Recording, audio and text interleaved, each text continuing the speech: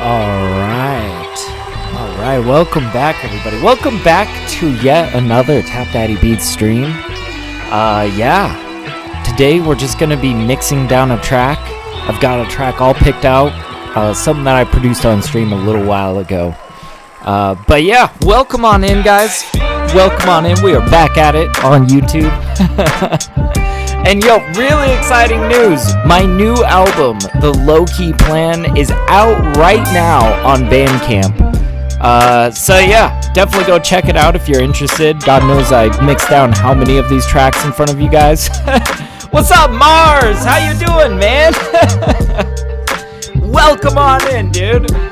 But yeah, The Low Key Plan drops officially on platforms on May 9th. However, it is out early on Bandcamp. Consider following me on Bandcamp if you guys want to keep up with the TapDaddy releases. I like to give these releases early to, Bandcamp. I don't know, I think it's fun. You get a little exclusive email from me every time I drop something. Anyways, I'm gonna drop a link to the Bandcamp if you want to check it out. But today, we got more important stuff to get to. So, let's just dive in with it. Let's just dive in. Let me put the kibosh on this guy. We'll pause that. And let's get into what we're actually mixing today. I got a really cool track that this has just been top of, I don't know, my demos stash that I'm really looking forward to maybe releasing this sometime soon. Don't really have a plan for it, but I'm excited for it. What's up, Aiden? How you doing, man? Oh, it's all good. I'll be live doing feedback again on Friday tomorrow, so feel free to swing through. Yeah, and by the way, for anybody watching, if you guys want feedback on your music, I do live feedback always on Fridays on Twitch, so good stuff there. What's up, Signature? How you doing, dude? Good to see you, man. Good to see you. Welcome on in. Oh, hell yeah. Mars says bookmark. Damn. I appreciate it, man. All right. Well, we should get into it. You guys are here at the perfect time. We haven't even given our first listen through. Now, there's one thing I want to do before we do our first listen through, and that is, of course, a quick save as. We're going to save this live set as, and it's song 959, completely unnamed. That is totally fine. We're just going to call it Mix V1. Just in case if I totally fuck shit up, we can walk it back and try again, right? So, it's going to be good. But yeah, Aiden says, I'm dropping Forgetting You tomorrow. Finally decided to stop holding back. That's what's up, man. That's what's up. Listen, I'm really glad that you're just like dropping stuff, because I want to say this for everybody here. Listen, what does every single song that you have ever enjoyed in your life have in common? Anybody know the answer? It's that it's published. It is out, you know? Genuinely, every single song that you have ever enjoyed in your life has been published in some form or fashion. It should totally be your goal to drop as much as possible. Really, maybe it's not so much about the quantity, but I think it is more about the consistency. If you can drop consistently and you just like stay on it, you know, not every release is going to hit, but goddamn, if you have a system of, you know, releasing constantly, you have something that you can build upon, and then suddenly all of your efforts are just, you know, so much more invalidated or so much more validated, so much more that you can do with it, right, with a good quality system. But anyways, and yeah, I see Mars saying I'm resetting my computer. You're good. Moving all my sound libraries. Oh man, that's always fun. Yeah, good to see you, Signature. Hell yeah. Hot chicks dancing in the background. What? I want some of whatever Mars is having over there. Jeez. Okay, let's. I think we've got our project saved as. Song 959 Mix V1. Let's go ahead and give it our first listen. All right. So this is what we're going to be mixing down today. Let's hear it.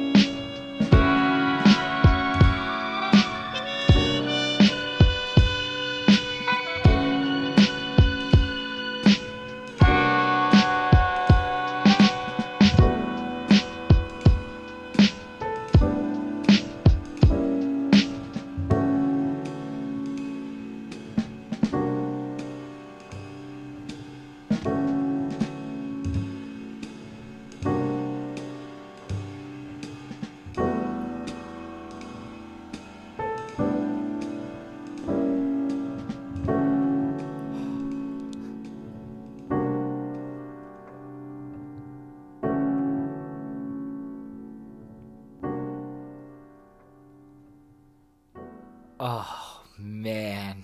I just... What do you guys think? Should I drop this? Oh, I love this song, man. I love this song so much. Ah. And you know, I really like the mix as it is right now. I'm not sure how transformative we're going to be with this. There's really not too much like cleaning up to do. Honestly, it's sounding really clean right now. I think it's going to be more of a focus on vibrance, you know? We're going to try to make this more vibrant. I think it's going to be, I think I'm going to be focused on kind of applying compression where it needs compression. And, I don't know, you know, I'm hoping that we're going to lift this track a little bit, I guess, so to speak. So I think that that's really the goal. Now, before we really dive into it, though, gain staging wise, you know, we got to really think of it from a gain staging perspective. I like, for the most part, the balance of this. I am thinking this ride cymbal could maybe step up like 1 dB. Maybe 1 dB, just...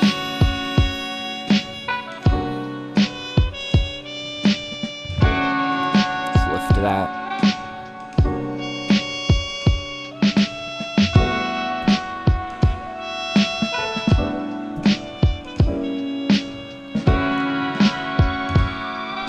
Okay, I think that that's about... Let's hear it in a few spots. We can always make it dynamic too, but...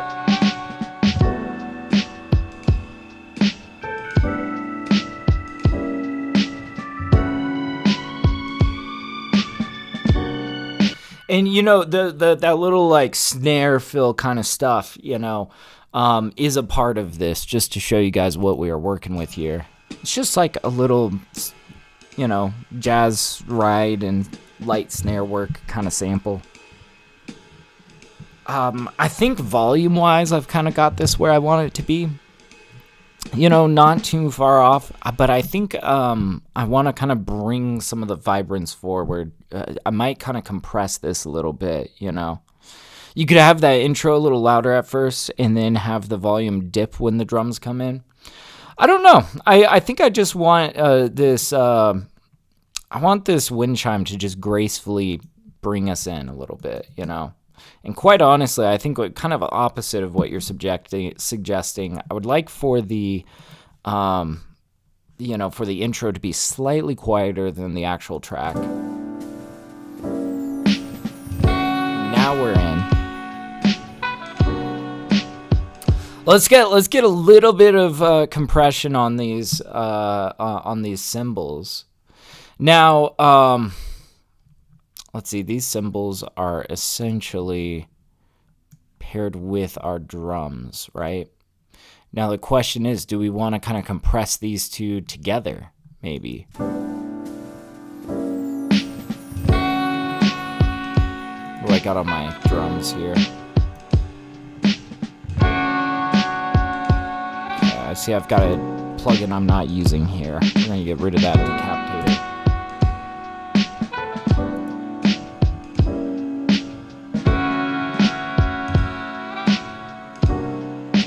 Okay, I think I've got an idea. You see, we do have some compression here. I like it's kind of a subtle amount where we've got this dipping back to about, 3 decibels of... So I guess what I'm thinking here is, because it would be really great if we could compress these together. It's going to kind of gel together a little bit. We kind of want it such that, maybe they're kind of squished a little bit, but those kicks and the snares in this top part kind of stay prominent. It might, if we compress them together, it might cut through the cymbal stuff a little bit better, right? So I think what I'm going to do here is we're going to group these, Command G. Okay, so now we've got these grouped. Let's take this LA2A compressor. I'm going to turn this off here for now.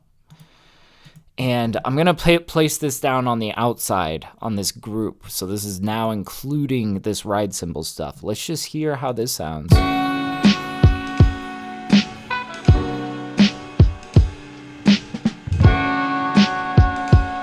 Oh, let's A/B test. That's a lot. Yeah, it's kind of a drum bus. You could think of it as a drum bus. I grouped, you know, these drums. Technically, this was kind of like my drum bus. You know, here are all of my one shots, and then here's everything that's being applied to those. But then I had this little this sample here, right? And I grouped them. So yeah, I guess you could call this a drum bus. You know. Now I feel like this is a bit much compression on these cymbals, so you know what I'm gonna do? We're gonna bring this back on on the inside on these one shots, and I think we're gonna be a lot more gentle with our compression on the outside layer. We're gonna compress a little bit further, but we're gonna be a little bit more gentler.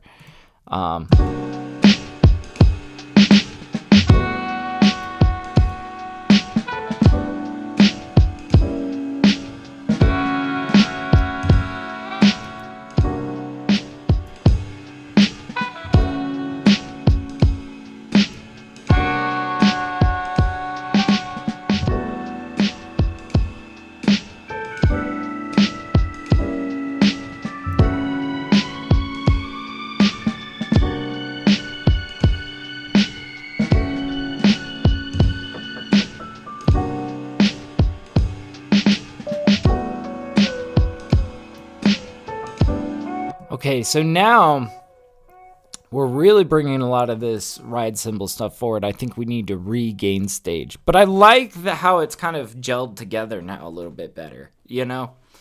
I think that sounds very good on the, you know, in this group with this compression. So let's just kind of do a little bit of regain staging here, just adjusting the decibel values.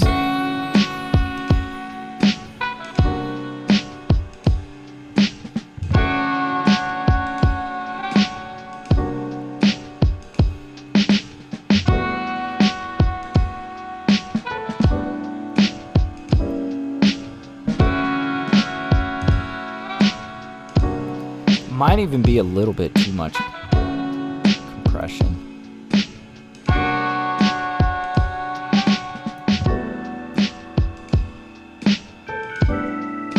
We just want a little bit.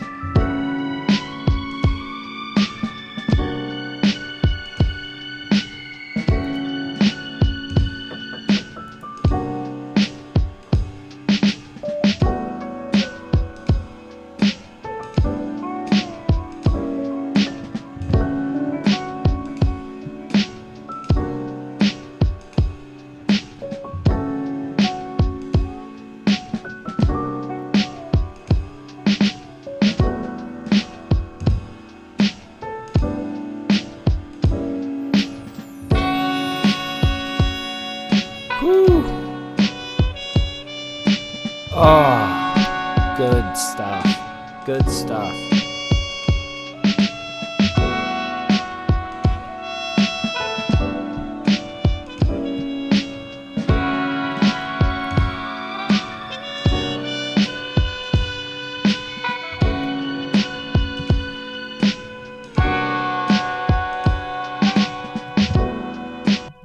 Let's get this trumpet. I'm also just kind of organizing my project a little bit.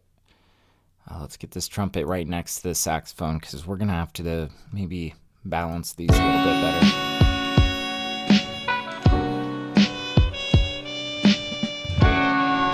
So I see I set this off to the right a little bit. Ideally, it would be nice to put the sax group a little bit off to the left. Let's see what's going on over here. I think we want this center over here, but you know, the good thing is we can always automate. If we decide that over in this section with this trumpet, we want to scoot it over to the left a little bit, like let's not be lazy. Let's automate it a little bit. Okay, so We're going to slap this down, and we are going to automate the balance such that somewhere over here, this goes a little bit more to the left. Let's see, at 7 maybe. And you'll also notice that as we move it further out to the sides, like, it gets a little bit louder, you know? It gets a little bit louder. The more you scoot it to the left, it becomes a little louder in the left ear. So you know what's nice about, this is why I like doing these things with this utility, okay? So like, we're changing the balance over here. In fact, we can automate this to only turn on over here, right? So this utility, all of these adjustments that we're making is only going to happen in the second time that this comes around. See, we've got it pretty well balanced over here. But now over here, we want to scoot it to the left. And because we're scooting it to the left, we're also going to want to maybe decrease the volume a little bit. I'm doing this all on this utility plugin that I'm automating to like turn on in the second half, right? So let's turn this down one.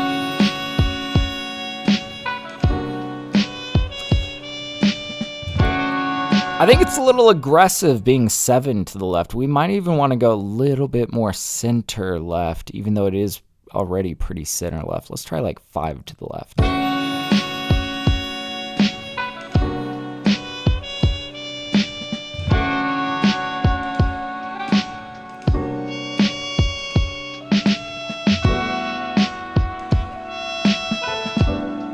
Oh, yeah.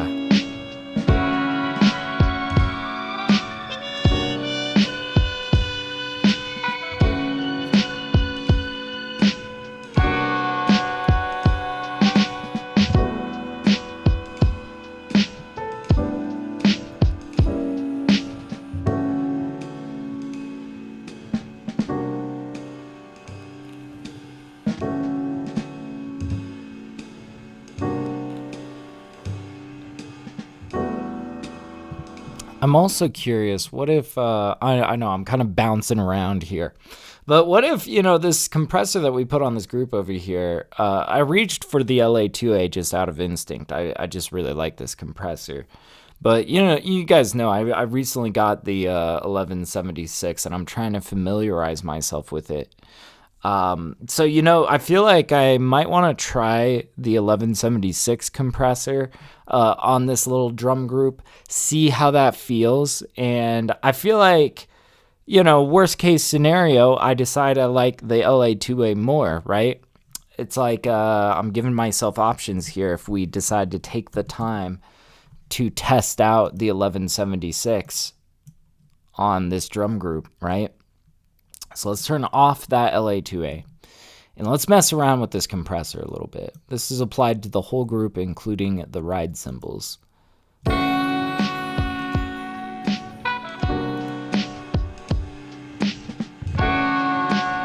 That's got a certain snappiness to it. Not sure I like how extreme it's working on the cymbals, though. Let's try a few presets, and then we'll get messing with it once we find something somewhat near what we want. Oh, this sounds pretty okay. Let's see what's got going on. It's got a decent amount of attack, not very much release. The ratio is pretty low.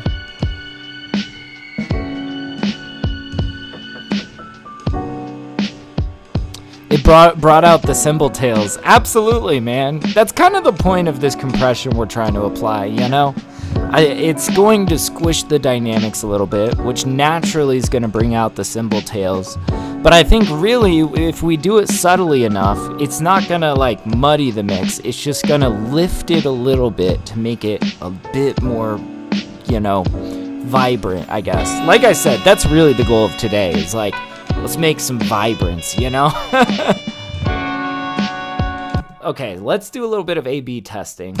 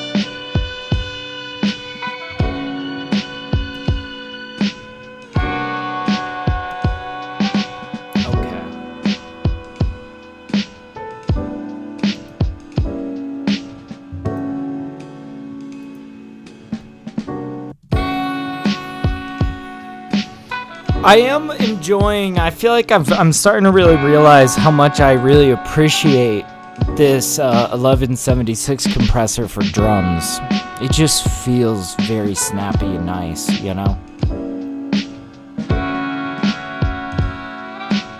At first I was a little bit worried because I feel like the LA2A just had a little bit more of a delicate touch, but, you know, after kind of decreasing the input on this, right? So like the signal going into the compressor I decreased, meaning ultimately we were pushing this needle a little bit less, honestly. And then I increased the output to make up for the gain, right? So now, you know, this isn't compressing too far beyond like 2 decibels, right? Like the threshold is not too crazy. But I like how this compressor's working on the kick and snare a lot better, you know? Let's do a little bit more A/B testing though to make sure we're really vibing with that.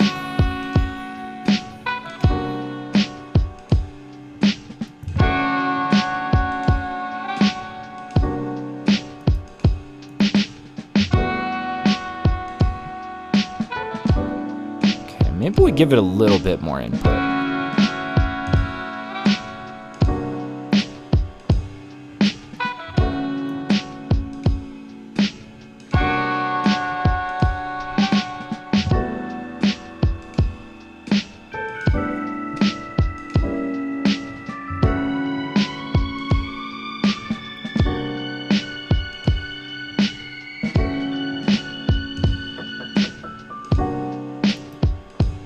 Oh, beautiful.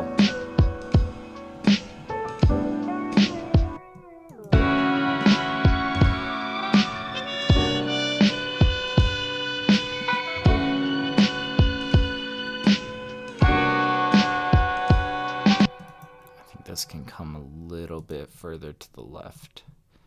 Maybe just like 1 point to the left.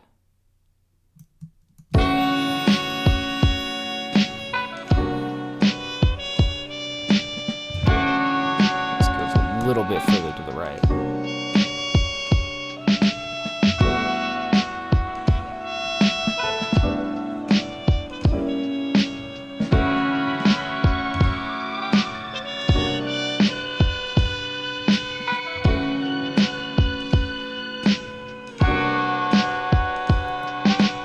I feel like this string might be like we could bump this up a little bit over in this section. This is kind of like the big, you know, the big section, right? I'm not sure though if we would want it any louder over here, so we might automate it to be a little bit louder over in this section. But let's hear it over here just to, you know, get our opinions on it.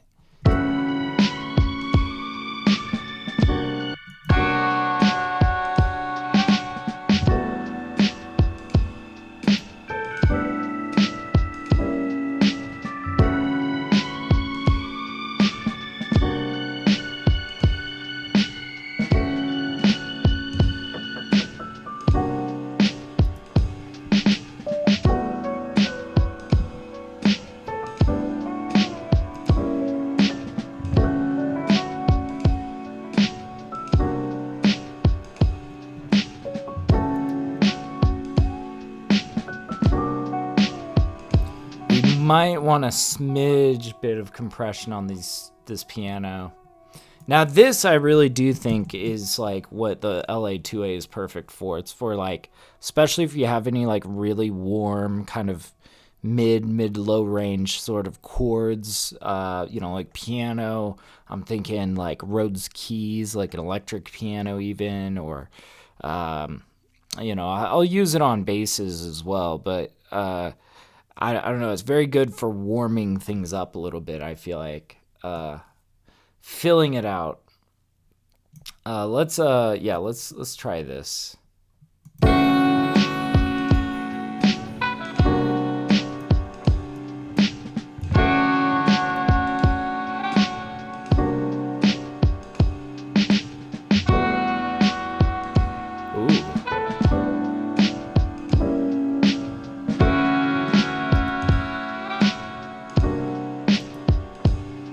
That it brings it forward a little bit.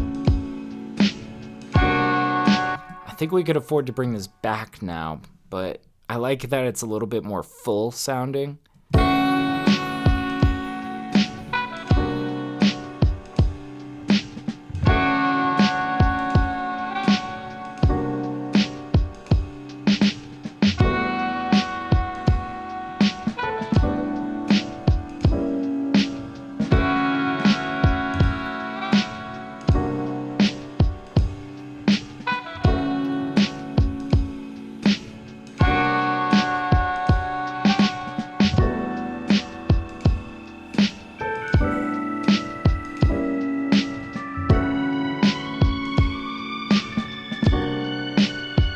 Maybe we could bring that string up both in this section, because I know I was thinking that over here, hearing that back around, and maybe it's because we've done a little bit extra compression on those on the piano. I am kind of feeling like maybe we bring these strings up like a little bit, right?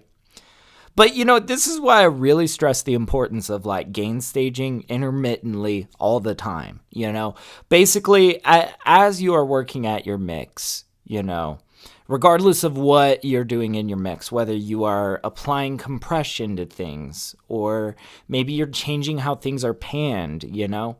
Maybe you are EQing a little bit, you know, you're doing a little bit of EQ. Doesn't matter if you've already gain staged like 5 times thus far, you're making adjustments to the balance of the track that I think it is always important to kind of reevaluate the gain staging of things, and just really think about, you know, the decibel level of things and reevaluate it at each step, right? So after we applied compression to like this really, you know, these are the chords of the piano in this song, like now that we've got more body there, I'm feeling a little bit more high end, you know, a little bit of this string. Woo! All right.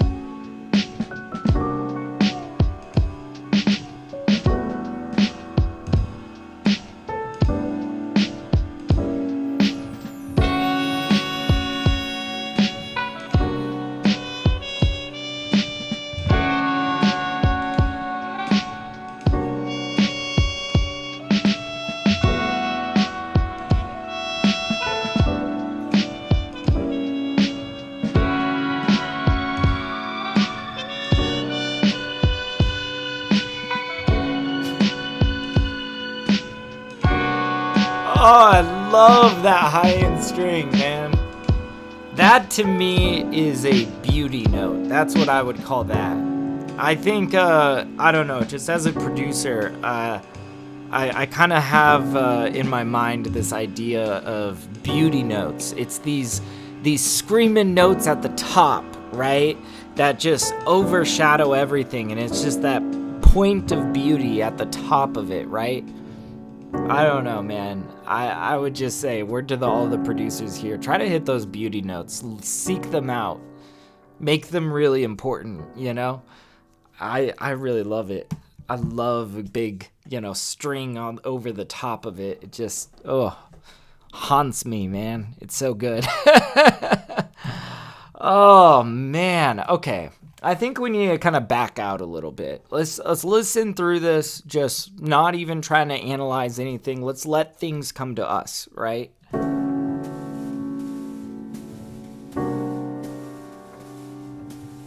You think this, what is this? The snare brush? Feels a little bit dry to me. I don't know. What if it just like had like a little bit of like room verb on it? Just, I don't know, maybe a medium room, or like We could even, like, there's a preset called like booth presence that kind of helps it feel a little bit more natural, but that can feel odd if you use too much of it. Let's start there and just see what it does. I don't know. We're starting to experiment, right? Reverb. Drum booth presence. That's what it is. Or we could try Fat Drum Studio. I don't know. That could be a bit much. Also, what am I doing with my snare brushes way down here? I should put these up here with my other drums. Now, I don't think I'm going to put it in the same group, although let's hear it. Just let's turn that off real quick. Let's hear it with the compression.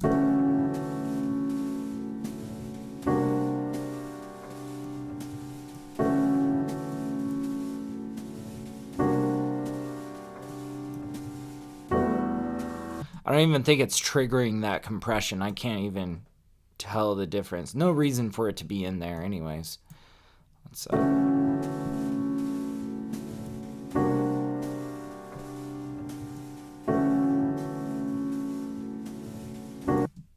you guys feel that very like subtle difference, right, with the drum booth presence?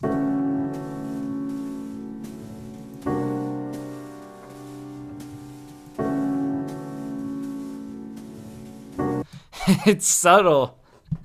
I feel like it just kind of helps contextualize it. It feels like it's more like a recording in a real room rather than this perfect atmosphere. See, this is the real brilliance of, like, I don't know, I guess what I would call like room verbs, you know, stuff that's just meant to kind of like contextualize your instruments and make them, you know, kind of give them an element of liveliness, right? Not like we're trying to add these huge reverb tails or anything. Yeah. It just feels a little bit more lively. Thank you guys. Thank you. There's a couple we could try, right? Like, there is one called Live Resonance. Yeah, Live Resonant. And I like this. I use this one very broadly on a lot of different instruments because to me, I feel like this reverb right here feels very much like, you know, how it sounds when you record in like an open room studio, you know? I feel like there's a very specific sound about, you know, like recording in a studio where it's like not all done in booths, but it's an open room. Right? And there's just like a little bit of a feeling of like room verb in the space, you know, no recording space is 100% perfect. And in fact, I feel like that's kind of what gives a lot of recordings and mixes a lot of personality. It's the character of the room, you know, it's how that place sounds, right?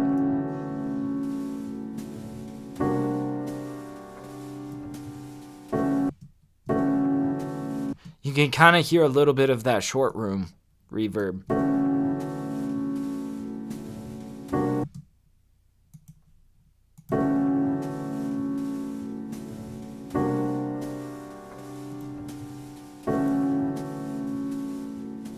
They are so similar. They are so similar. I think I liked the drum booth presence.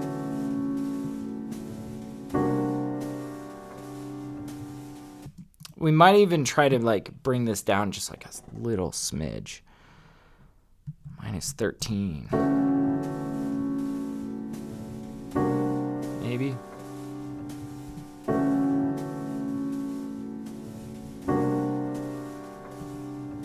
Let's keep it subtle. Keep it cool.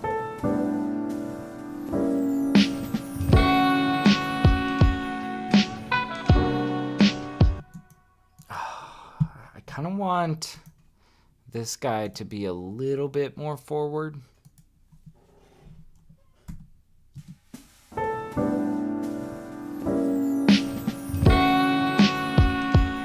And it's like in the left ear, it would almost feel kind of nice if it kind of comes in and, you know, maybe it crosses center, and maybe it's the unveiling of the curtain, kind of, you know? Although I guess what I'm afraid of, though, and what I kind of want to look out for is, like, while I want this kind of motion of these wind chimes, like, sliding through center and kind of coming out the other side, kind of, it's almost like we're opening the curtains to the track, you know? What I'm worried about is that sort of panning, that motion might just be distracting. You know, it might sound kind of corny. It might sound a little bit too obvious, right? So let's just try it. Let's see kind of, you know, we could even automate this right here. And let's see, do we want to do a translation? Yeah, we kind of have to. Okay. So let's see where this starts. It's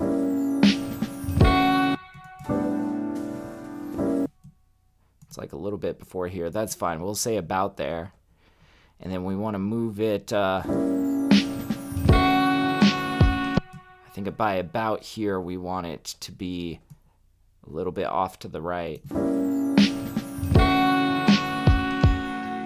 It's a little bit slow, and that's a little not right enough. In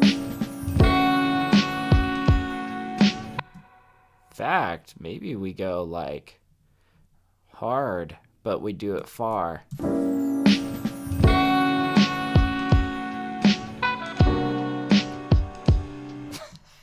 That's not bad. You know, that's kind of what I'm looking for, though, is it kind of sweeps through center and disappears off to the right, you know. I don't think we're there yet, but we're getting close. Getting very close.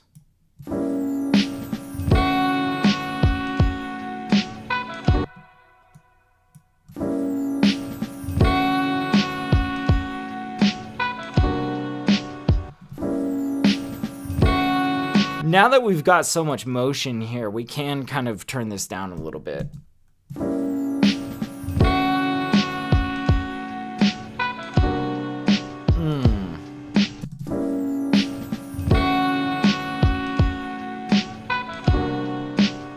Nice.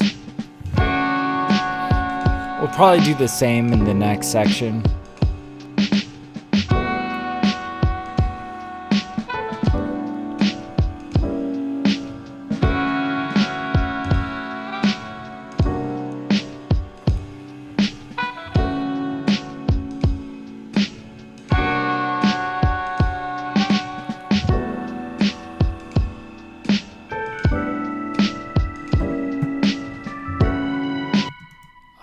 Let's figure out these guys a little bit. See, this feels good. This feels a little bit too loud. We might even just take all of these notes and kind of scoot them. Let's hear it first.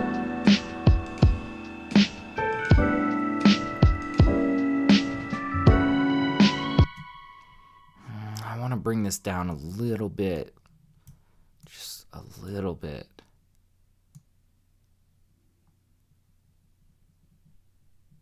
That. I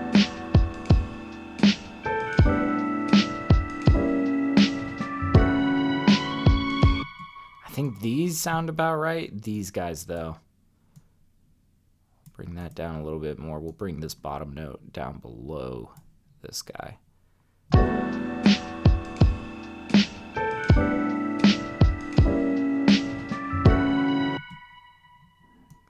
Up a little bit. These guys still are hitting a little bit hard.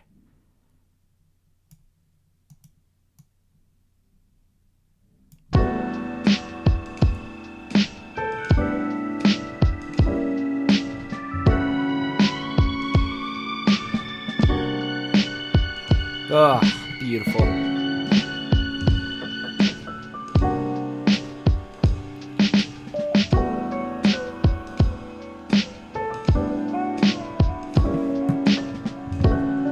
Since this is a little bit more in our right ear, I'm kind of thinking of scooting this guitar a little bit more to the left.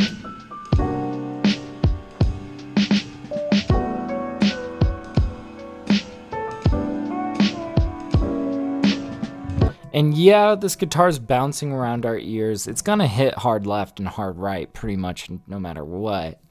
It's really about like what What about that note that happens in center, though? Maybe that note needs to be a little bit more to the left. Let's play with it.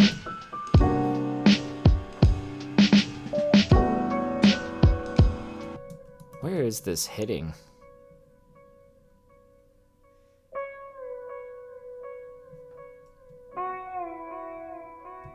Okay.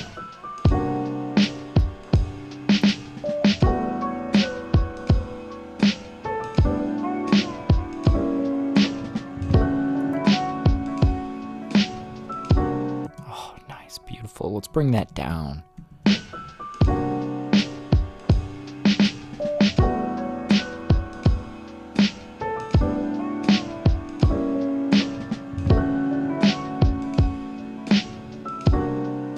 Oh, I brought that down a lot.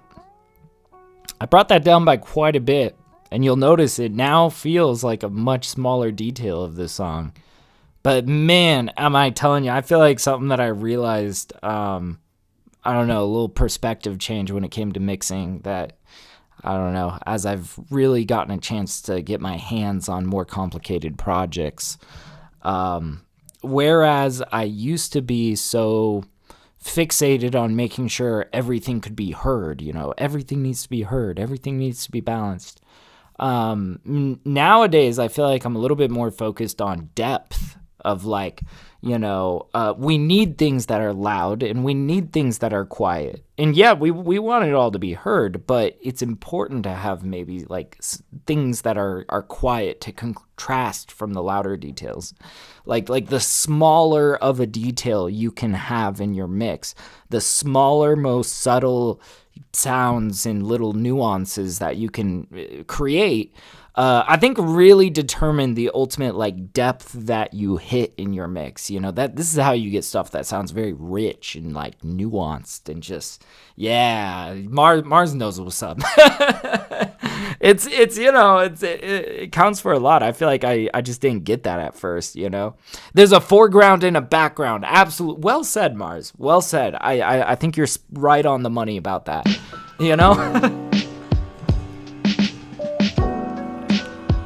3D image, of course. Gotta consider the shape,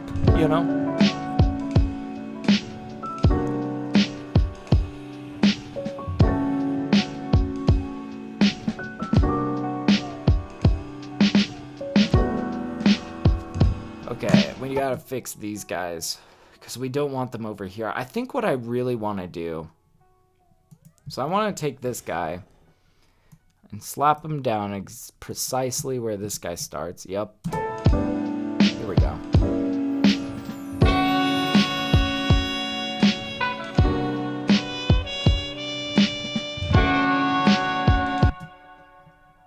Gosh, we could go the other direction.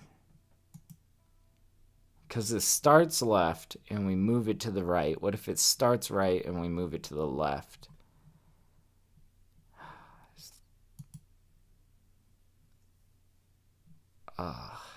Man.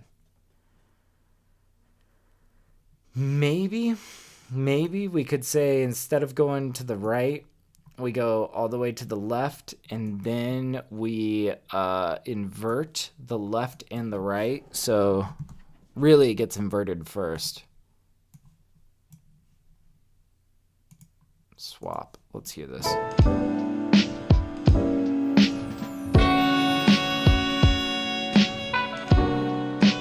That sounds good because then we have this lead instrument in our right ear. And the fact that it moves off to the left kind of helps balance that. It gets out of the way of our main instrument. That feels great.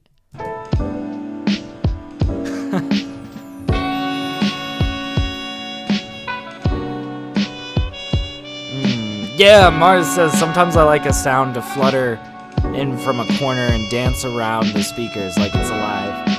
Yeah, I really like, here's a fun concept to think about when it comes to spacing and like ear candy. Every once in a while, I like to intentionally leave space out on the left and the right you know, like I don't allow anything to touch hard left or hard right, because what I like to do is then I take something very like ear candy-esque, you know, something that is very like usually a little bit more like airy and high frequency or something. I like to allow to kind of manifest in those spaces, and the fact that it's the only thing that is out there on the far left, the far right, you know, it feels kind of magical. It sticks out in a more peculiar way, you know? It's good, man. It's good.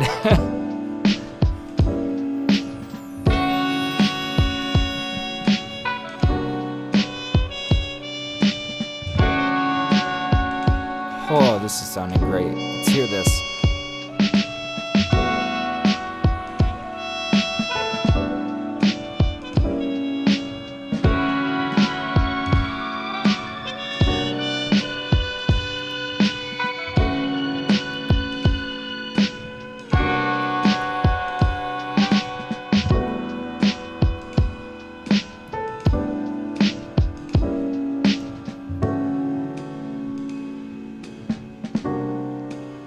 Goodness.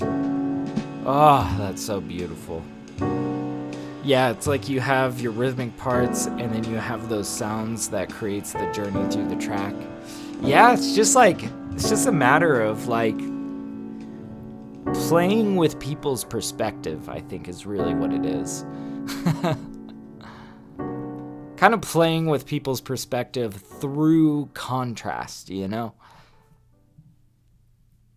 All right, let's you know, like I said earlier, let's back it up a bit.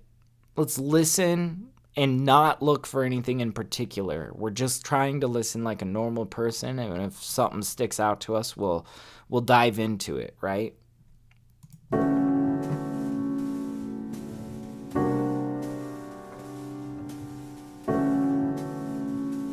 Okay, already something stuck out to me. I feel like these snare brushes can be more subtle.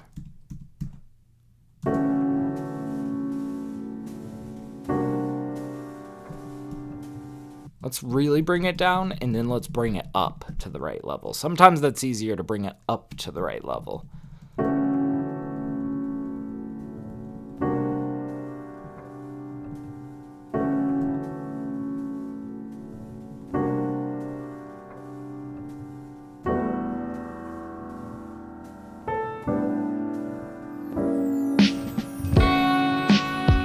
Oh, I kind of like that a lot more. Damn, I brought it down. I really brought it down. But that's like I said, we're creating more depth by making things more subtle, right?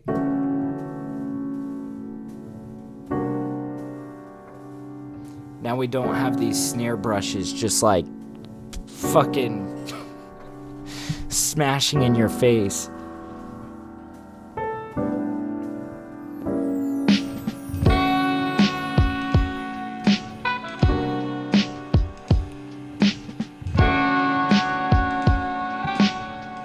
How was that left to right sweep?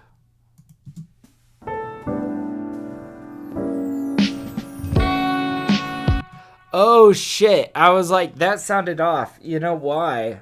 It's because I forgot to automate this utility. This is only gonna turn on over here. Okay, let's hear that back.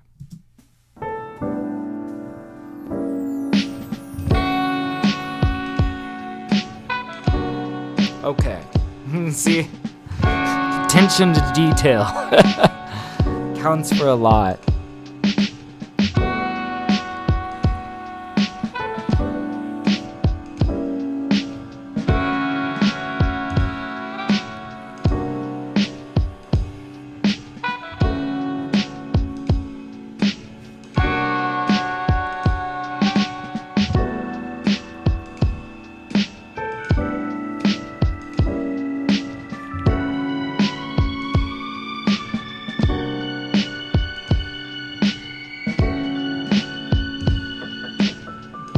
I feel like we could have a much more interesting positioning for this guy.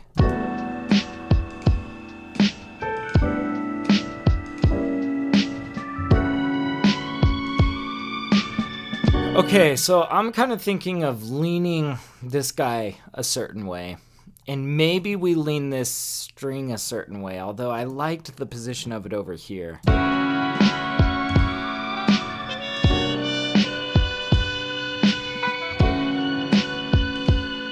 That's great. But over here, though.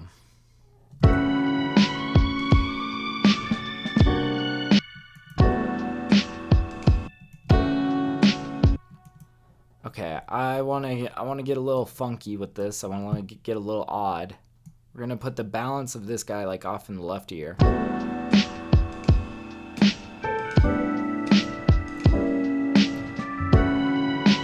And then we're going to put the balance of this guy off in the right a little bit, like mid-right.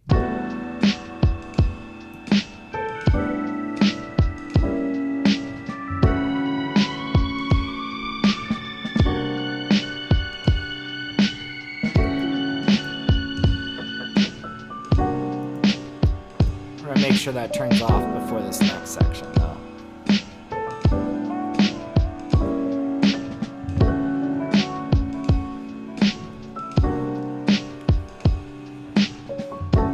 And also, before we go any farther, we're gonna save it. Let's listen while we save.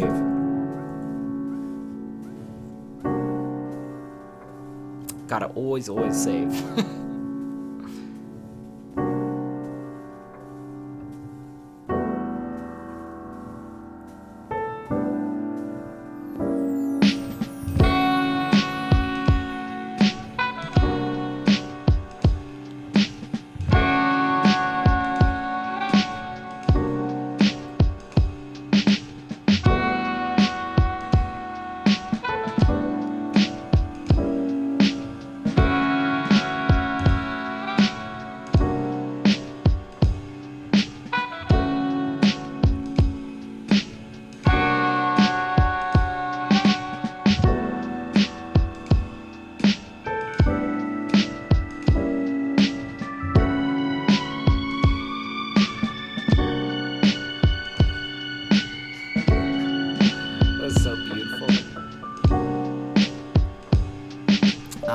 But and then we have this coming in the right ear, but we've already moved this over to the right.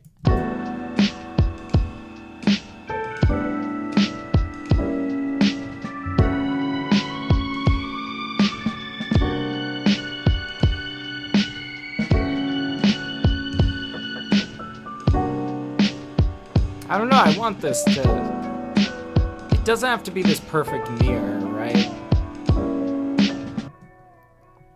We could try swapping what we're doing here. With this guy was 23 left, maybe we put this guy 23 right. Yeah, so that's like really in the right ear. This guy could be 7 to the left. Because these were both pretty dead mono beforehand. Okay, let's try this instead. Let's just try it because we're going to have this piano entering in the right ear. It'd be great if we could have this string in our left instead, right? Right? Let's bring it back.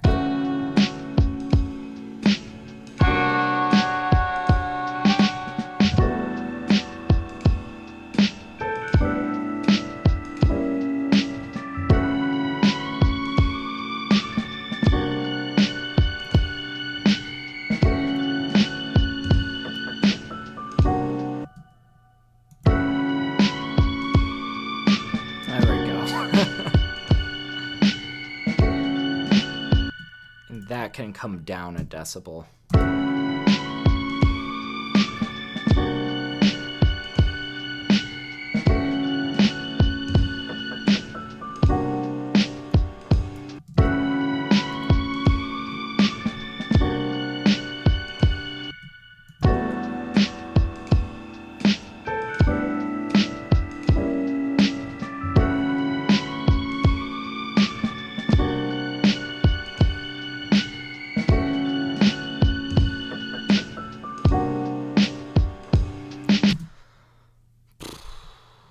Just about there.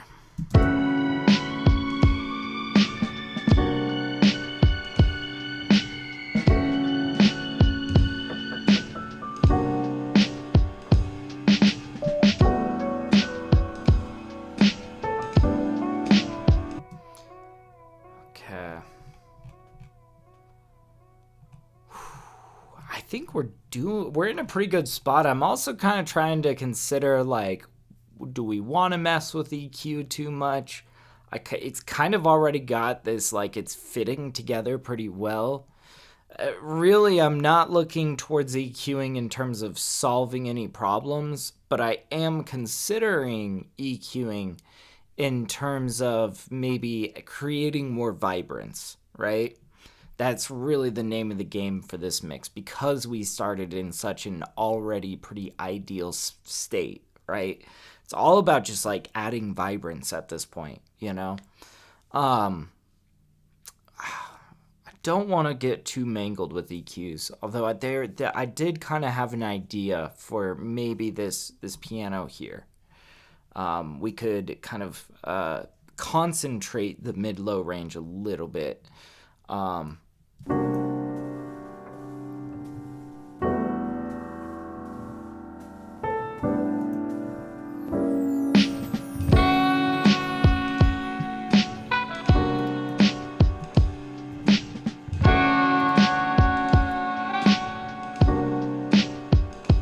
See, we've got...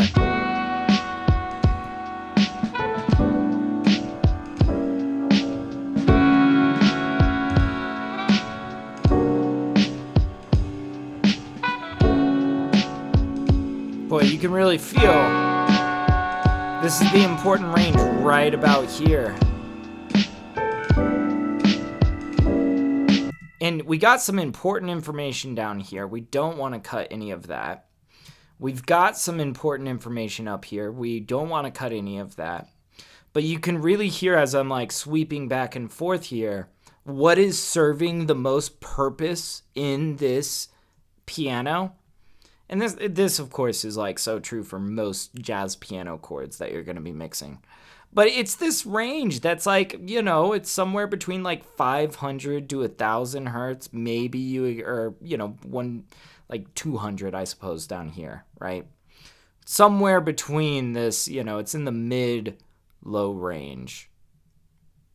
And sometimes what I like to do when I say, okay, there's stuff below it that's important, there's stuff above it that's important, but I want this to feel a little bit more, pronounced,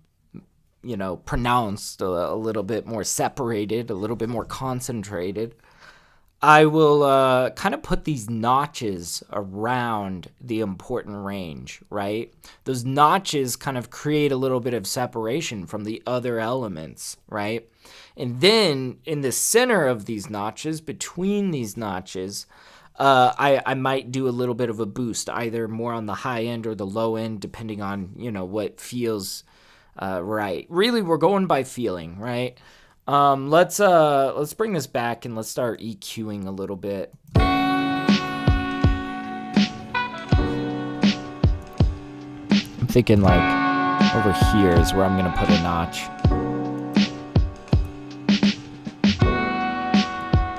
Oh, that's an important frequency.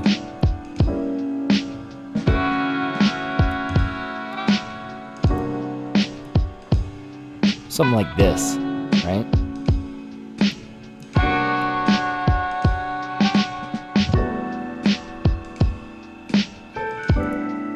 Do kind of a similar thing up here.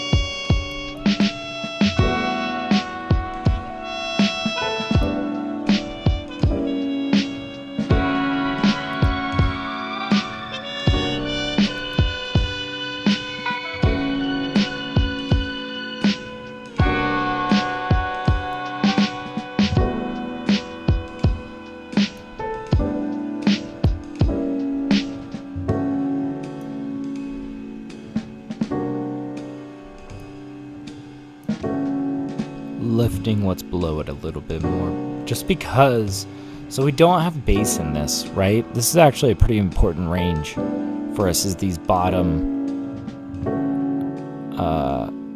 notes, basically. I want to make sure that this gets included in this range, and that whatever we have down here is a little bit more enunciated. Like, does this bottom notch make sense?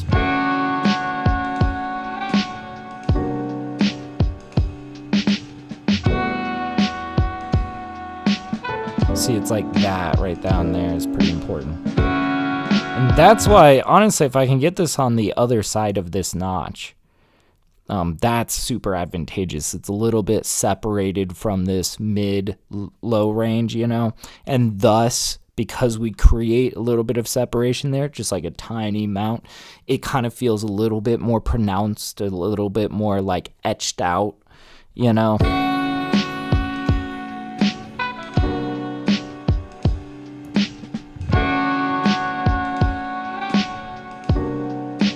Like, what if we put that on the other side of this notch? But what's down here? Oh, that's important.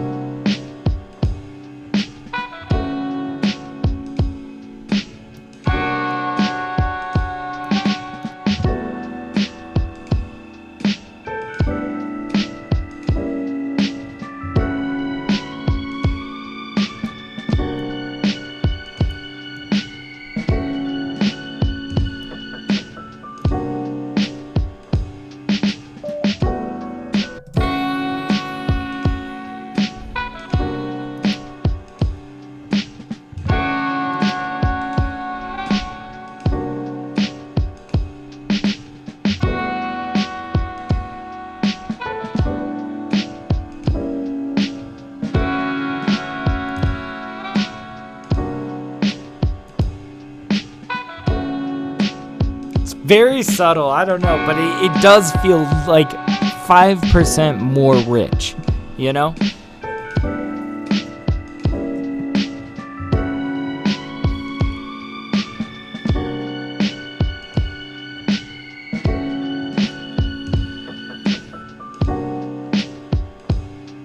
Now let's back it out a little bit. Let's back out.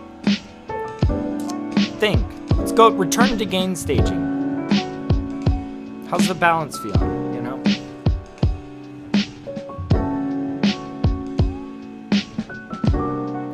Let's try bringing the piano back a little bit.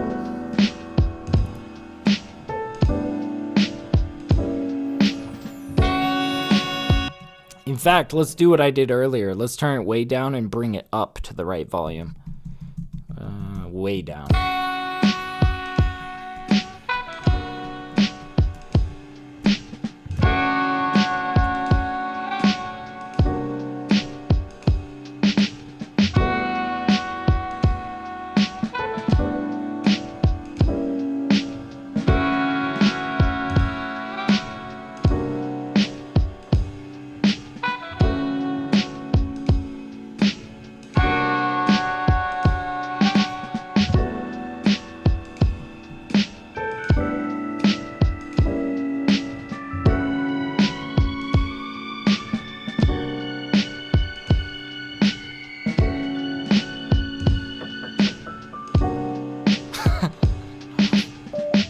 I literally wasn't looking at the screen while I was nudging that up and down, but I realized I turned it way down and then brought it right back up to where it was at to begin with.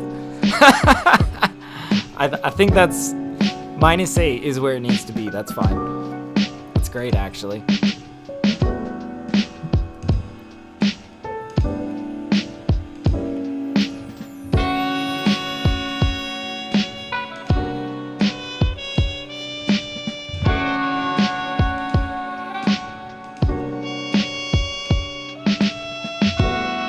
This is gonna sound so great once we start compressing it in the master.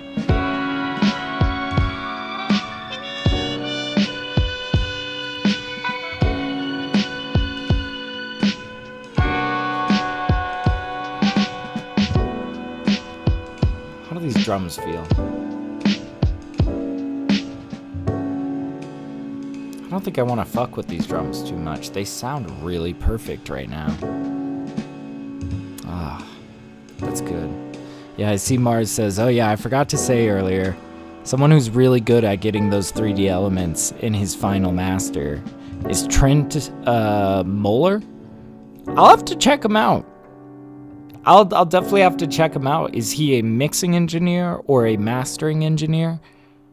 I feel like right now especially I'm really trying to get out of my normal habits when it comes to mastering. I'm trying to dig a little bit further into what I'm doing in mastering. And I feel like I need a few extra tools, I'd really love a more solid way to shape different bands of my master. So like, for example, I would love not only like a multi-band compressor, but like a multi-band widener. That's something that I feel like is missing from my collection.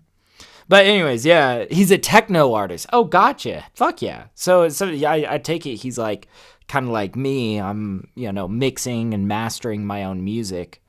I feel like that is one of the best ways to really get good at mixing and mastering is, I feel like it's two sides of one coin. I feel like by mixing and mastering your own music, you can really get in tune with your own tastes, right? And I also feel, though, that, like, there is also a huge benefit to mixing and mastering for other people. Because I think that when you mix for other people, you mix better. You hold yourself to a higher standard, right? You don't cut corners. You're on your best behavior, basically. Just psychologically, it's like when you have company over, you clean your house extra, That's why I also recommend mixing for other people. You get in a better, tidier habit, right? But I don't know. I think that but if you are a producer or an artist and you mix for yourself, like that is kind of a safe space where you allow yourself to kind of like create a lot more opinions, right? You feel a lot more justified in your opinions, which I think is great. That's really where your worth comes from. I don't know. I'm ranting now. But yeah, he says, you've heard Moan before. You just didn't know it was him. Gotcha. Moan was a famous track. Okay, yeah, I would probably recognize it then. There was a video made by one of his fans with an animated baby whale finding his parents. It went viral on YouTube. Interesting. I'm sure if I heard the track, I'd be like, oh, this guy. No, I feel you on that, though. Let's listen to it back. I see my max peak is minus 3.75. Let's see if that's true, though. Let's see if that's true. I want to bring this back and really just give a careful listen. Like I said, I feel like a great perspective to have. I think it's always worthwhile to really back yourself out of, your super analytical thinking. And just listen like a normal person would, like you're just listening to music, I know, easier said than done. But I think that, if you are searching for problems, you are going to find problems. But if you listen like a normal person, you can kind of see the track for what it is, right? And then if anything sticks out to you when you're listening without looking for problems, then you know that it's like something to be addressed, right? So yeah, let's just listen. Let's bring it back and just listen.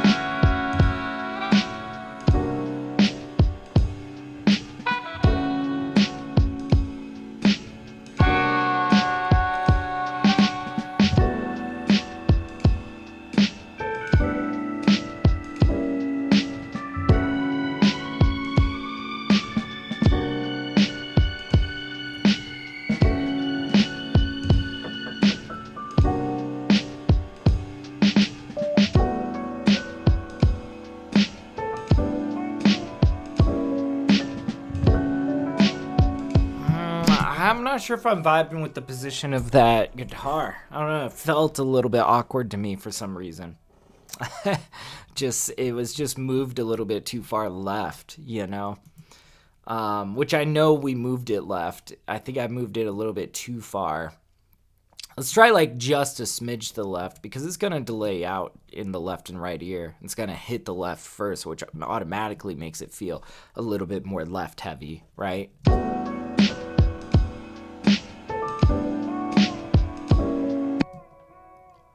Those center notes just kind of give me issues.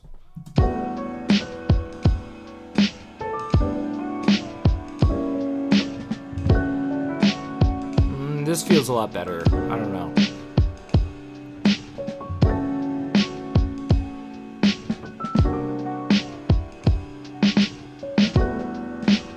Okay. This is sounding a lot better. All right. Run it back one more time. Let's do it. And then I think we might be getting to the mastering of this, which, oh, man, I cannot wait. This is going to sound so cool once we get, like, some real compression applied to it. It's going to really lift up, I think, and sound vibrant. Although I am kind of hesitant. I don't want to push this track too hard. It's kind of a gentle thing, you know? I don't want to break it. Like, it just... I don't know. I think my music typically lands around -10 to -8 LUFS. I'm usually doing stuff that's a lot more boom bap, hip hop kind of stuff. This is a lot more gentle, a lot more jazz focused. I'm thinking I'm aiming for the lower end of that spectrum, about -10 LUFS. I would even settle for like -10.5 ish, but we'll see. We'll see. But yeah, Mars says, I hate it when I accidentally move an audio container a smidge without knowing and it throws the whole song up. That's the worst, man. And you know, what's even worse than that is when you get used to hearing it like that and then you notice like 2 hours later after you've already gotten used to hearing it the wrong way. Gotta double, triple check, man. Gotta double, triple check. Absolutely. That's why I really, whenever I'm mixing down for other people, I definitely make sure that they send me a reference track of what they're doing. And something I might start doing, because I heard this piece of advice from, what's his name? Shane something. He's a great engineer. Somebody else that also has worked at East West, I believe. He was saying that before he even begins his mix, he sets up the project file and then bounces it and sends it back to the artist and says, hey, does everything sound aligned right? Because I guess that's an issue he's run into a billion times is, a guitar being slightly out of place and, doing all the work and then noticing at the end and being like, fuck, That sounds like a nightmare, so I might even start doing that. But I at the very least, I make sure that I have a reference demo of what it's supposed to sound like, right? I don't know. All right, let's just, again, clear our minds, chill, listen,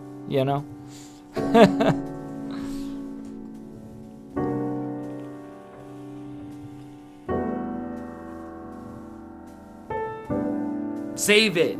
Signature's got it, yeah. You're 100% right. Thank you, Signature.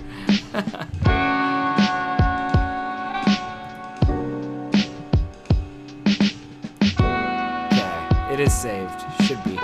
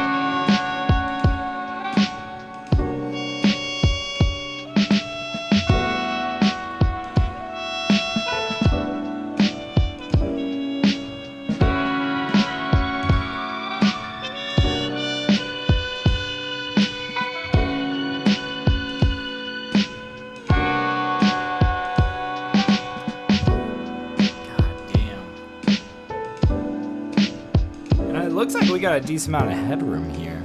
That's awesome. Sound share allows you to share the screen with the artist as you master. It allows for anyone involved in the project to view it and provides you licensing. Oh, that's interesting. Yeah, usually when I'm working with artists, I honestly do it via Discord, you know, if we're like doing a session. I take a lot of gigs where people just send me the files, and that seems fine. You know, I like to like maybe hop on a call and pick their brain and take notes before I dive into a mix, you know? And then I get the reference, and I have a list of notes from the artist of like what they're looking for, what they like about the demo, you know, what they want to change, you know, like basically I just ask like, what do you like about this? What do you not like about this? And if you could change anything, what would you change, you know? And that seems to do pretty well. I haven't really done a mixing session where I've been one-on-one with an artist. And in fact, I think I kind of prefer, you know, being able to go off and do my thing, you know. I feel like I just move like so much faster when I don't have somebody looking over my shoulder and nitpicking, right? But at the same time, I could see how that sometimes might save me from doing another version for somebody, right? I definitely have, though, done a lot of sessions where I'm producing sessions with people, and it's actually gone pretty smoothly. You'd be surprised how smooth it can go just on a Discord call, screen sharing, you know, I'm laying down a track, they're writing bars, bouncing files back and forth. You guys know what's up. We live in the fucking 21st century. Like, you know, that's how music's made nowadays. Gone are the days of $1 million studios. No, we're all just like making bangers, platinums from our bedrooms. No. Okay, not really. No, there's a lot of great studios still doing great work. But man, it's actually, I think it's kind of exciting how accessible music has become. But you know, there's just so many more people. Honestly, I feel like just totally getting sidetracked here on a side note. I feel like you could argue it a couple ways that, you know, back in the days of physical media and, you know, back when music equipment was much more expensive, you know, you needed a studio, like a professional studio with a professional producer and a mix engineer and all that to even dream of making a record, right? You just wouldn't even have the resources otherwise. Nowadays, everybody has access to gear that is super affordable. Hell, I was just talking to somebody today that doesn't even have a DAW, but they're cranking out tons of music on BandLab, and they were like, hey, you know, this advice you've been giving me about my mix sounding overcompressed, like, they were picking my brain. They were like, I was like recommending them a plugin. They were like, oh man, I'm using BandLab, I can't use that plugin, but I see that maybe I'll download Cakewalk, which I don't know how many of you guys have heard of the DAW Cakewalk, but that was the first DAW that I bought when I was 12 years old. Bought it at Circuit City when I was 12, literally physically off the shelf. You know, bought a MIDI keyboard. Now I'm 30 years old and Circuit City doesn't exist anymore.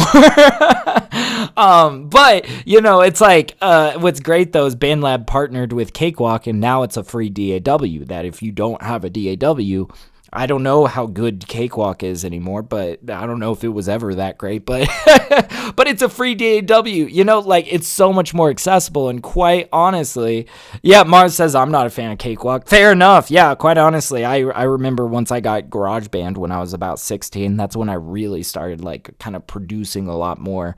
I preferred it light years above Cakewalk, right? But I've heard that they changed a lot about it. I mean, last time I used it, it was about 18 years ago, you know. But anyways, I don't know. I think that a lot of people would argue that, oh man, what a bummer. Like, everybody's recording at home and there's, you could maybe look at it as, oh, there's less people booking. No, honestly, I would say more people are booking for professional services than ever before. Just the mere fact that music gear is so much more accessible. There are so many more people making music than there were 10 years ago, 20 years ago, And so quite honestly, I think it's a great thing. I think it's a great thing even for, professional engineers, producers, whatever role you might play in music. I think that the number of people that are looking for those types of services, whether it be mixing services, beats, whatever, that pool has exploded. There are so many people that make music. So I don't know. I actually think it's a great thing, but yeah, my first was Fruity Loops 3, FL3. What the fuck, Grandpa? Jesus. Oh my God. What year did that come out at? No, I'm sorry. Oh man. No, I was, I have no room to talk. I used Cakewalk first, right? When I was like 12 years old. It was like the year 2000 and something. I don't even know. Like 2005, maybe 2004. I can't remember. But and then my sister had a MacBook that she got from our neighbor. Our neighbor was just like, hey, this MacBook is ancient. Do you want it? My sister took it, used it for a few years. This MacBook was from the year 2000, okay? Literally a 2000 or 2001 MacBook, right? That my sister eventually, it was a hand-me-down of a hand-me-down MacBook. Eventually my sister's like, yeah, this computer's slow as fuck. You want to use it? It's got GarageBand on it. And I was like, hell yeah, I totally want to mess around in GarageBand. So then she gave it to me. It was like, the year was like 2010. I produced a full album on GarageBand from the year 2000. Like, I don't think that it was even updated beyond that year. And it literally with like just stock instruments and stock tools in GarageBand. And you know what? That album is still up on my SoundCloud. It's the first thing posted on my SoundCloud. And laptop size of a car. Yeah, it was huge. It was a thick motherfucker. It was about that thick of a laptop. And that was considered sleek for the time, But, gotta start somewhere. I eventually upgraded to Ableton Live 9, just like the intro version, when I was like 18-ish, going off to college. And I used that for a very long time. I eventually upgraded to Live 10 Standard, and then after that, it was only about a year or two ago that I upgraded from Live 10 to, I pre-ordered Live 12 when that got announced and got a sweet deal on it that came with an upgrade to Live 11, which was just awesome. And I got the sweet version because by that point I was working professionally as a producer and mix engineer. But yeah, you needed a pager just to log in. Yeah, 100%, man. 100%. Oh, dude. Oh, it's crazy. I just can't believe it, though. Music technology has just evolved, man. I remember when I got Ableton Live 9, the big thing that everybody was talking about was like when you would go on Reddit in, I forget what year. It was like 2013 or something, 2012. Going on to r/makinghip-hop and seeing the arguments of whether I should get FL Studio or Ableton Live, the big talking point that people had was, Ableton Live created time warping before all of these other DAWs, and their warping algorithm is just like light years ahead. And this was honestly before time stretching, time warping was even super standardized, really, in DAWs. Ableton was known for having the best time warping, and that was kind of a not like a brand new feature, but a newer feature. It was like something that we've had for a while, but like the algorithms for time stretching and time warping just weren't the greatest. Ableton was like doing the best. Now it's like every single DAW has time warping. That's a given. And not only that, every single DAW does it really well. You know? It's just, I just think it's so funny. Anyways, all right. I've been yapping at you guys. I think I'll continue to yap. But while we're yapping, I'm going to start mastering this song. And, you know, we've just given our ears a little bit of a break from it. Let's, like, just run back through it. Just make sure that we're totally satisfied and that I'm slapping a compressor on here and we're getting started. God, I'm really glad I brought those snare brushes down. This feels nice. Steinberg did a lot of work in time warping. Oh, hell yeah. Shout out Steinberg.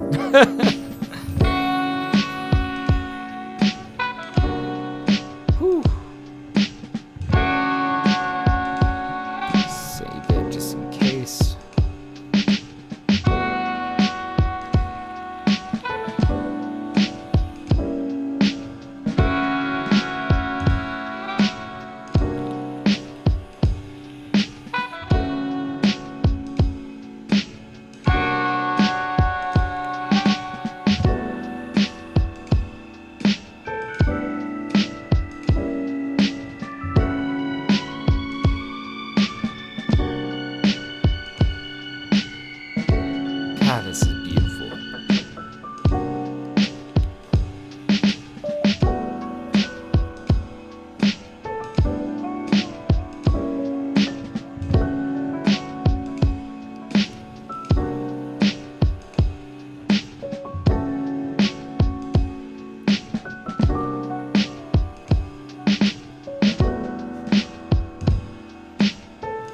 All right, here it comes.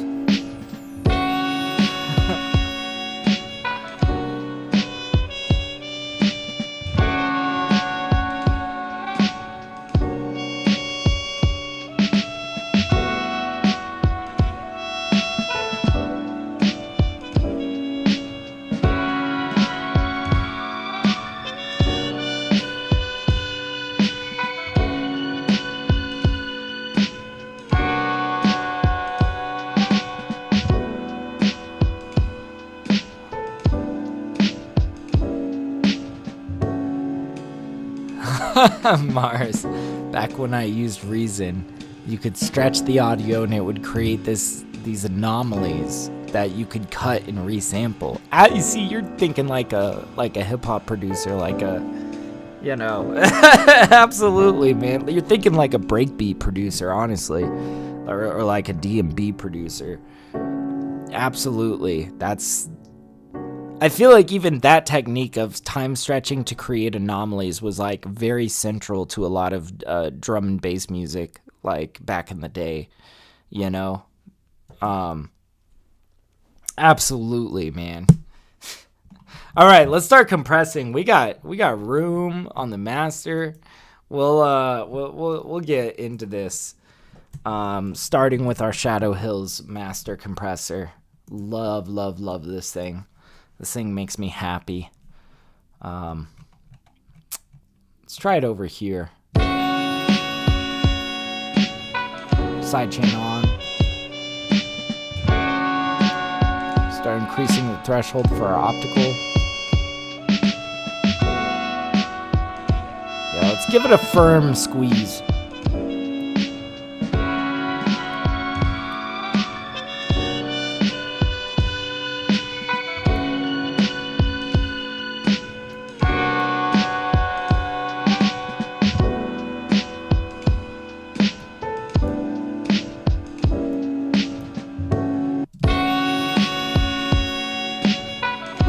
Okay, here comes the discrete compressor.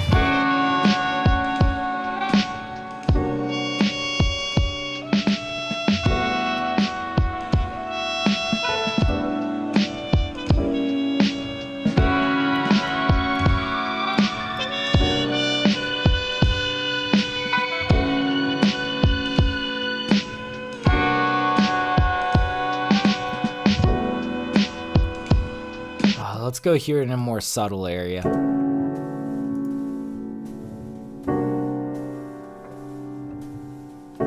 I really like the compress. Now, I got a problem with this compressor, though. I like it too much, and I always lay it on too thick. That's just, I don't know, something I notice. But this is kind of a track where I want a lot of this compression, but I understand this about myself.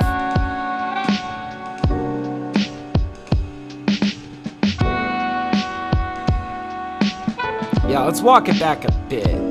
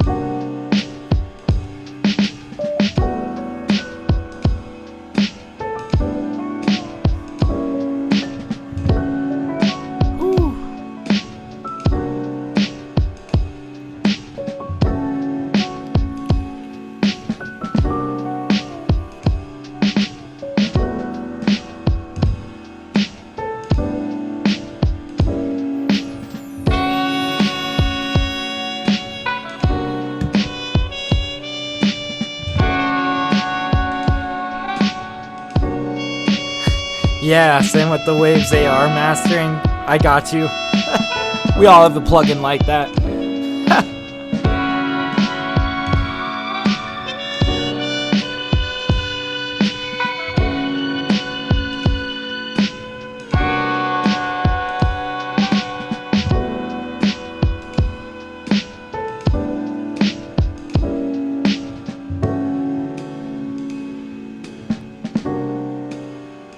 Oh, this is just beautiful. No, I'm feeling very happy with where I've got it at. And it looks like our max peak is minus 1.5 or 1.15. I want to maybe push it up a little bit more snugly to 0 dB. Like I'm talking, I'll push it up like half a decibel because this Shadow Hills compressor is a little unpredictable at times. But I want it to be close to 0 because we're going to feed it into Ozone's maximizer here. You guys have seen me do this chain 1,000 times. It just works really well for my music. And really for a lot of music that I master, it's usually only like trap music that I'm kind of deviating from this. But especially for like boom bap, most hip hop, R&B music, I really enjoy this kind of stuff. Well, R&B gets a little interesting at times too. Okay, let's hear it back and just we're gonna boost the utility right here. We're gonna put it down in utility. We're gonna increase it by 0.5 of a decibel, and let's just make sure we're not in the red. Ah, man. Great stuff, man. We're doing awesome today.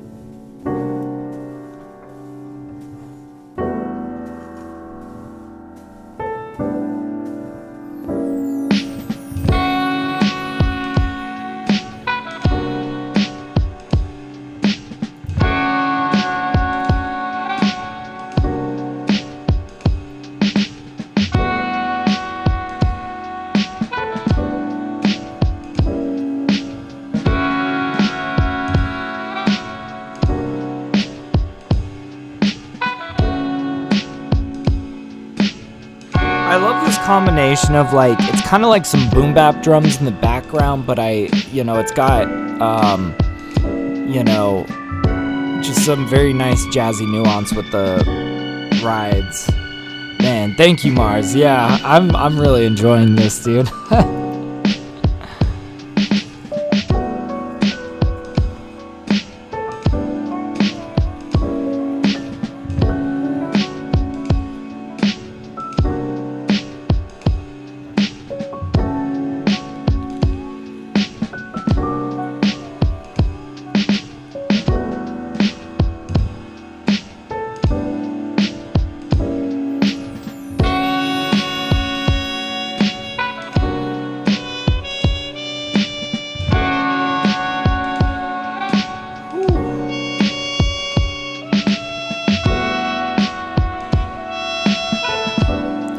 think that's our max peak right there.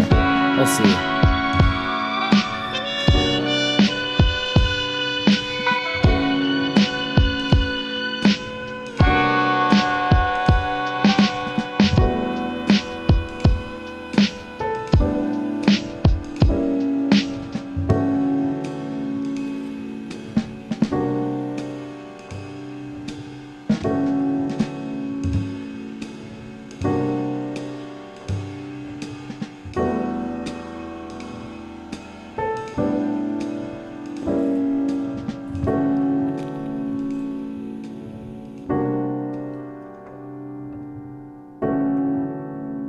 Oh man, I love that.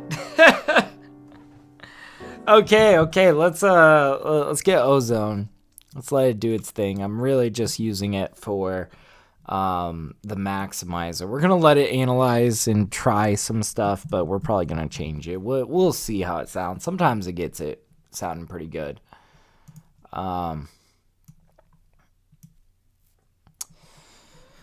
But let's see. All right. So I think we're gonna want to do this in this section right here. Yeah. Let's do this here, and mastering. We'll say hi. I always say hi. And let's run. Hell yeah. Yikes. Okay, volume warning. Oh, that sounds vibrant.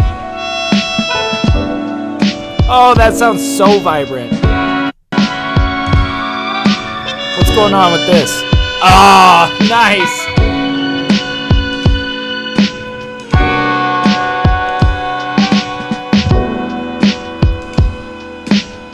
I like it. It's subtle. It's subtle, but it really brightens it.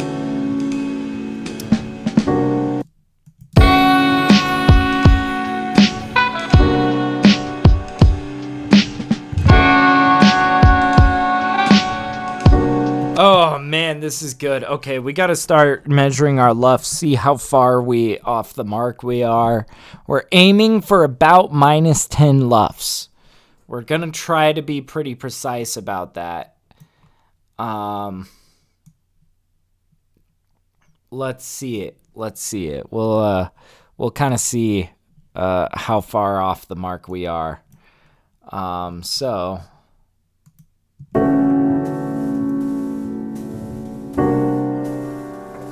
all right, and I think this will be pretty close. We'll see. What type of monitors do you use? Oh, like studio monitors, or like the studio monitors I'm using. I've got some really shitty editors, honestly. I forget the model. I'm hoping to replace these sometime soon. But in terms of what I'm mixing in, these are just simply like a pair of MDRs from Sony. Just some. These are like the most bitch-ass basic studio monitor headphones that you can find in any studio, basically. I like these because I've had them since I was a kid. Like, I've had these since I was probably about 16 years old. I know how music sounds through these headphones. Like, I know it like the back of my hand. And I think that that's really what's most important, is that you really, really have an intimate relationship with whatever device you're listening on, you know? Of course, I would love some, $600, like, I don't know what people are using nowadays. But, they certainly get the job done. I think these are MDR V6s. I got my wife I forget the other version of them. These got discontinued. And now you get like the MDR 705 or some shit like that. I got it for my wife, and it's the exact same headphone. It's good. Hell yeah, Signature says ditto. Are you also using Sony's, or were you just saying agreed? Oh man. Looks like we're gonna be a little shy on our LUFS value. That's okay. We'll get it up there.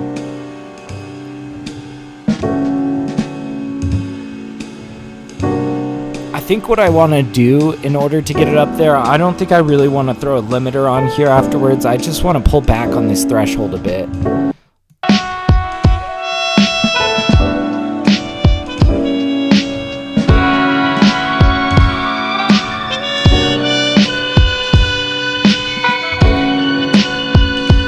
Ooh, what if we... I'm just curious about this. Sometimes a little bit of width can be cool.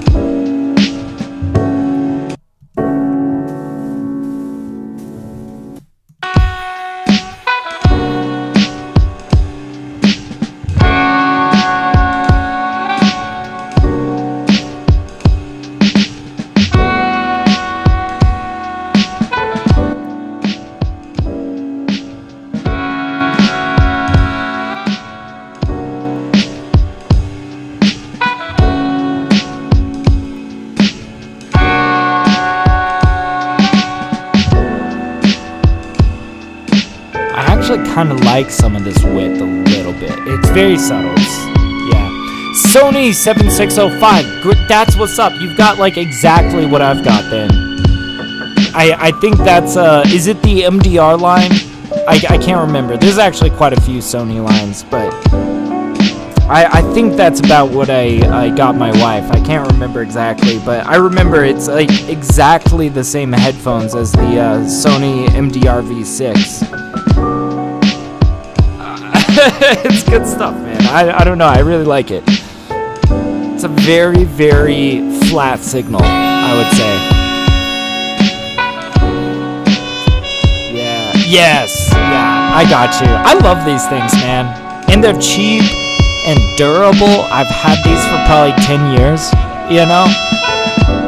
Yeah, Mars says, I'm using a Lexus, but if I were to upgrade, I think I'd go with the Focal 65s, Atom Audio 7s, or to Noise. It's been a while since I've like been looking through monitor gear. Might be time to upgrade, but yeah. And he says my headphones are the Yamaha HM7s. Oh, nice. Oh yeah. What do you prefer to use? Do you prefer your headphones for mixing, or do you prefer your monitors? I think there's kind of advantages to either or, right? Oh, minus 10.4. I think we may have hit it. Sorry, I was like yapping through all that. Really was just running through it to see roughly where we were at. But that's actually exactly the target that I was looking for. Like I said in the beginning, I was aiming for minus 10 LUFS, but I told you guys I would accept minus 10.5. I think that that's pretty good, but I want to like bring us back one more time. I know we're going to listen to this 1,000 times before we're done with it. And I just want to make sure that this is, you know, what we're digging, you know, what we're enjoying. I just realized I have it. There we go. Sorry, I'm running out of screen real estate. Let you guys see the analysis while we do it. But yeah, Mars says same for me. I prefer to build the song on low volume on the Lexus and then mix in the headphones. I feel you on that. I produce a lot on my shitty ass Edifier speakers, but I am really mixing only with my headphones, although I check it on my speakers periodically. So like after I get off stream, I'm going to listen to this through my speakers, probably listen to it in the car, you know. Try to just hear it on all the devices, and you know that should take care of it. But let's hear this back one more time. Let's make sure we've hit the mark.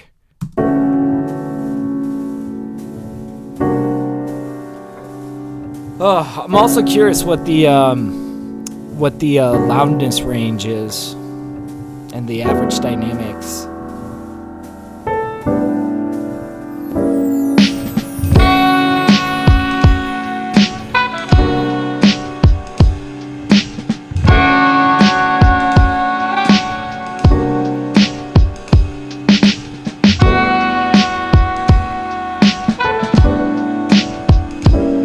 Save it as well.